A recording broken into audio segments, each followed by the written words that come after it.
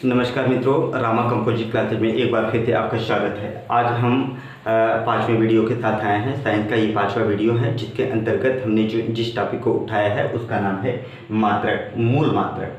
मूल मात्रकों में हम 7 मूल मात्रकों को पढ़ेंगे, जिनकी सहायता से हम व्युत्पन्न मात्रकों को बनाएंगे। यानी कुछ टॉपिक लेंगे जिसके आधार पर हम व्युत्पन्न मात्रक को बताएंगे। अब देखिए, 7 मूल मात्रकों को हम एक 1 बाय 1 देखते हैं। यहाँ पे लिखा है मूल राशि, मूल मात्रक और सेकंड। मूल राशि में सबसे पहले देखते हैं लंबाई, जिसकी इंग्लिश होती है लेंथ, और लेंथ यानी लंबाई का मात्रक मीटर होता है, जिसको हम स्मॉल एम से डिनोट करते हैं। इसके बाद आते हैं द्रव्यमान। द्रव्यमान की इंग्लिश मास होती है, और मास का मूल मात्रक किलोग्राम है, और इसका संकेत जो है केजी है। इसके बाद आते हैं समय। समय को टाइम बोलते हैं, और टाइम का मात्रक जो होता है सेकंड होता है, इसको स्मॉल एस से डिनोट करते हैं। इसके बाद आता है विद्युत धारा, जिसको इलेक्ट्रिकल करंट बोलते हैं। इसके बाद इसका जो मूल मात्रक है एम्पियर होता है, इसको कैपिटल ए से डिनोट करते हैं। फिर आता है ताप, जिसको टेम्परेचर कहते हैं, और इसका मूल मात्रक होता है केल्विन, इसको के से प्रदर्शित करते हैं।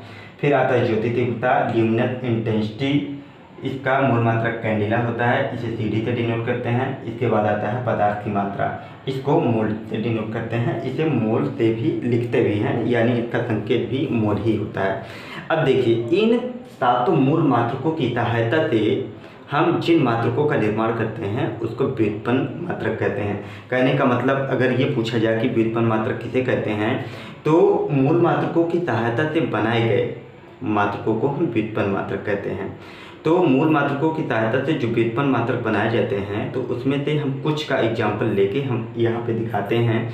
हम उन्हीं क्वेश्चनों को लेंगे जो विभिन्न प्रतियोगी परीक्षाओं में पूछे गए हैं, चाहे आपका शिक्षक भर्ती परीक्षा हो, चाहे लेखपाल हो, चाहे बीडीओ हो, चाहे यूपी SSSC की कोई भी परीक्षा हो, और यूपी PCS में भी पूछा गया क्वेश्चन है। तो हम लोग देखते हैं सबसे पहले बल का मात्रक।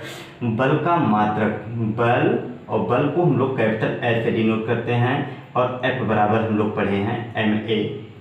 अब देखिए, बल का मात्रक हमें पता करना है, तो M जो है मास है। मास का मतलब द्रव्यमान का मात्रक होता है kg।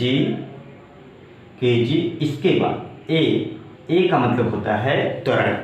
A जो है रेखीय त्वरण है। अब त्वरण क्या है? वेग परिवर्तन की समय दर को त्वरण कहते हैं।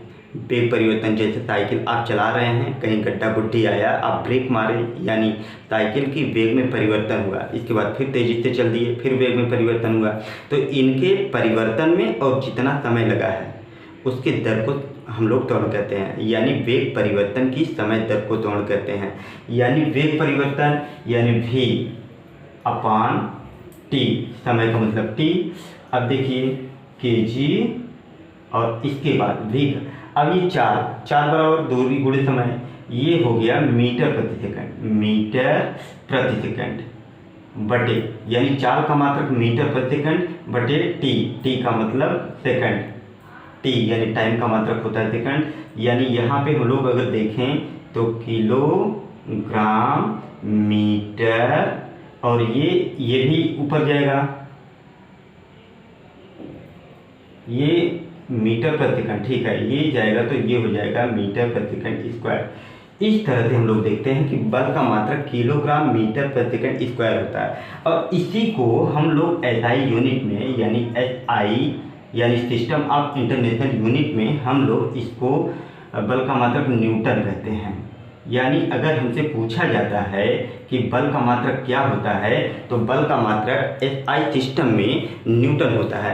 या तो अगर ये पूछा जाए कि बल का मात्रक क्या है MKS पद्धति में, तो kg इंटू मीटर बटे सेकेंड का स्क्वायर, ये होता है। बल का मात्रक 2 मात्रक, यानी kg इंटू मीटर अपान सेकेंड का स्क्वायर, जिसे SI पद्धति में हम लोग न्यूटन भी कहते हैं।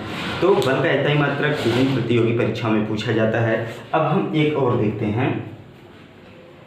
बल के बाद आता है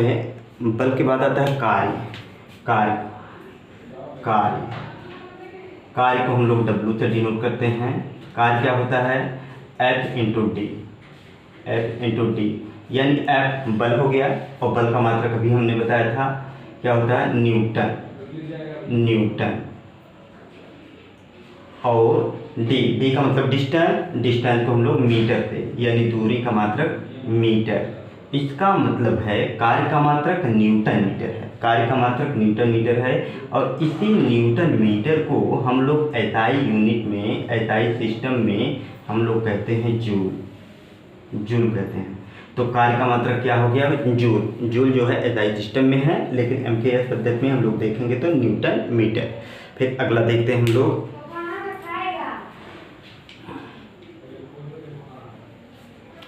अगला देखें तो आता है प्रकाश वर्ष। तो प्रकाश वर्ष है क्या, प्रकाश वर्ष बहुत अच्छी चीज है, देखिए जी, प्रकाश वर्ष, जिसकी इंग्लिश है लाइट ईयर। प्रकाश द्वारा एक साल में तय की गई दूरी को प्रकाश वर्ष कहते हैं। यानी प्रकाश वर्ष दूरी मापने की एक इकाई है। ये नोट कर लीजिए कि प्रकाश वर्ष दूरी मापने की एक इकाई है।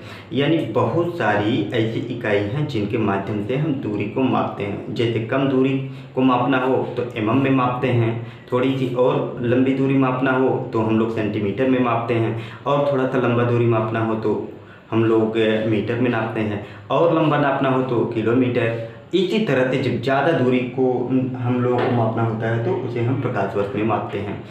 इससे भी बड़ी एक इकाई होती है जिसको हम लोग पार्थिक कहते हैं, उसको भी हम लोग पढ़ेंगे। तो सबसे पहले प्रकाश वर्ष को लाइट ईयर भी कहते हैं, लाइट ईयर। तो यह दूरी यानी दूरी मापने की इकाई है, ये दूरी मापने की इकाई है प्रकाश वर्ष। तो एक प्रकाश वर्ष में कितने मीटर होते हैं, तो 1 यहाँ लिखेंगे LY, light year. 1 light year एक प्रकाश वर्ष में कितने मीटर होते हैं, 9.46 × 10⁻15 मीटर। ये एक लाइट ईयर में 9.46 × 10⁻15 मीटर होता है। ये एग्जाम में पूछा गया है, यूपीपीसीएस के एग्जाम में पूछा गया है कि एक प्रकाश वर्ष में कितने मीटर होते हैं। तो एक लाइट ईयर में 9.46 × 10⁻15 मीटर होते हैं। पीसीएस में क्वेश्चन इस तरह से पूछा है कि प्रकाश वर्ष किसका मात्रक है, तो प्रकाश वर्ष दूरी का मात्रक है। फिर पूछता है कि एक प्रकाश वर्ष में कितने मीटर होते हैं, तो एक प्रकाश वर्ष में 9.46 × 10⁻15 मीटर होते हैं। अब हम लोग आते हैं शक्ति का मात्रक देखते हैं। शक्ति का मात्रक, शक्ति को हम लोग पावर भी बोलते हैं। शक्ति और शक्ति को पावर यानी P बराबर होता है W/T। P बराबर होता है W/T, यानी कार्य करने की दर को शक्ति कहते हैं। कार्य करने में जो समय लगता है उसी को हम लोग शक्ति कहते हैं। अब देखते हैं शक्ति का मात्रक क्या है। तो यहाँ W दिया है, W में हम लोग पढ़े थे, W का मतलब होता है कार्य और कार्य का मतलब होता है जूल। तो यहाँ लिखेंगे जूल बटे, देखिए ये टाइम का मतलब समय का मात्रक होता है सेकंड। जैसे कि देख लीजिए समय का मात्रक सेकंड होता है, तो यहाँ लिखेंगे सेकंड। अब देखिए ये हो गया जूल प्रति सेकंड। अगर पूछा जाए कि शक्ति का मात्रक क्या होता है, तो शक्ति का मात्रक जूल प्रति सेकंड होता है। अगर ये कह दिया जाए कि एसआई सिस्टम में यानी सिस्टम ऑफ इंटरनेशनल में शक्ति का मात्रक क्या होता है, तो आप कहेंगे एसआई, यहाँ लिख लीजिए। इसके बाद कहिए कि इसका मात्रक होता है वाट, यानी शक्ति का मात्रक क्या होता है, वाट। कभी भी ये क्वेश्चन पूछा जा सकता है, बहुत ही अच्छा क्वेश्चन है। शक्ति का मात्रक वाट होता है, तो 1 जूल प्रति सेकंड को 1 वाट कहते हैं। अब देखिए एक और है पार्सेक, जिसे पैरालैक्टिक सेकंड से पार्सेक शब्द का निर्माण हुआ है। पार्सेक,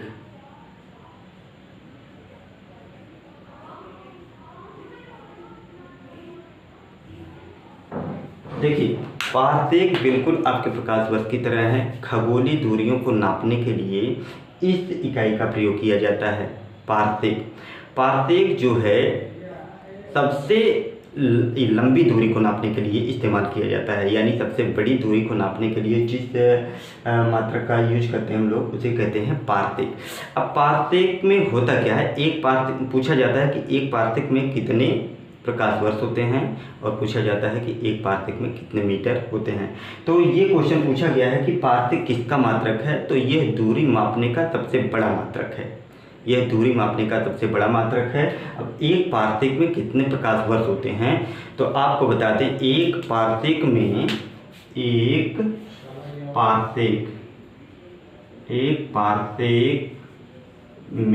एक पार्थिक बराबर 3 गुणे 10 की घात 16 मीटर होता है।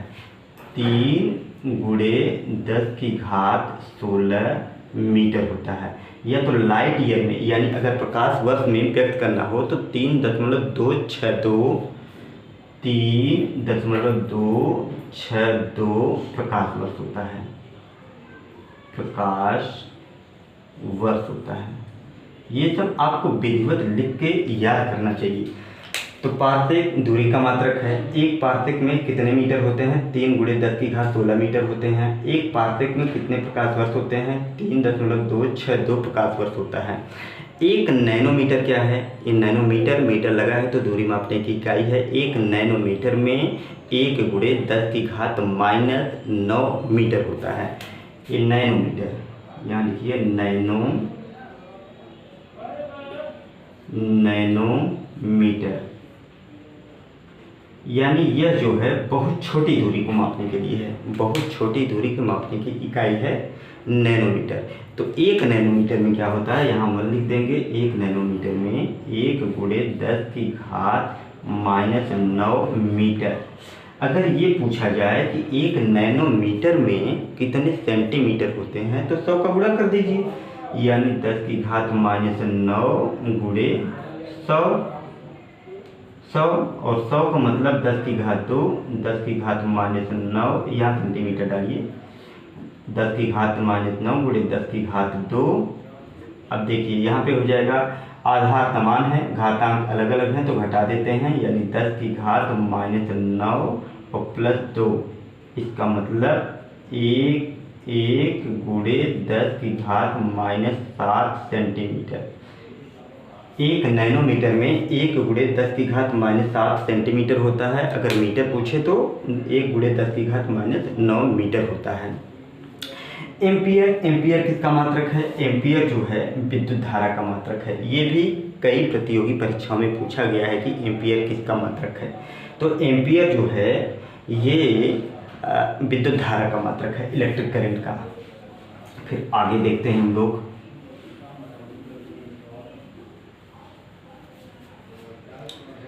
आगे देखें तो मेगावाट होता क्या है। ये भी शक्ति का मात्रक, वाट का मतलब शक्ति का मात्रक है। तो मेगावाट, तो जहाँ पे विद्युत उत्पादन की जाती है, जहाँ पे विद्युत पैदा की जाती है या उत्पादित किया जाता है, तो उसको मापने के लिए जिस मात्रक का प्रयोग किया जाता है उसी को हम लोग मेगावाट कहते हैं। त्वरण किसे कहते हैं, वेग परिवर्तन की दर को त्वरण कहते हैं। त्वरण, इसका इंग्लिश है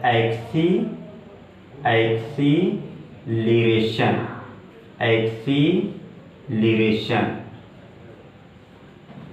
त्वरण को एक बार मैंने अभी तुरंत बताया था। तो वेग परिवर्तन की दर को त्वरण कहते हैं।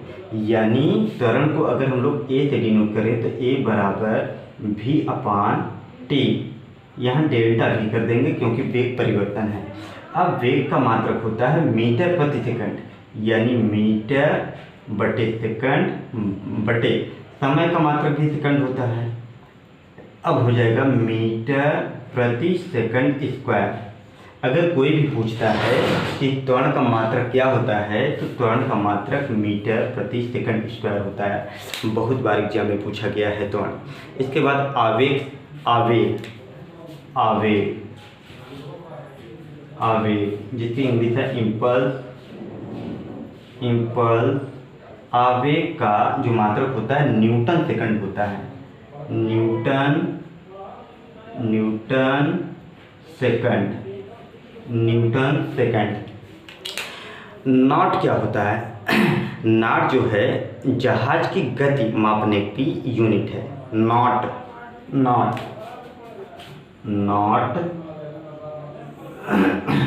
जहाज की गति, यानी जो जल में चलती हैं वो जहाज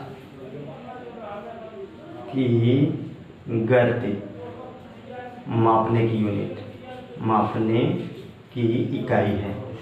इसके बाद आता है नॉटिकल मील। नॉटिकल मील, मील दूरी का मात्रक, इसका मतलब नॉटिकल मील जो है दूरी मापने की इकाई है। कैलोरी किसका मात्रक है? कैलोरी ऊष्मा का, कैलोरी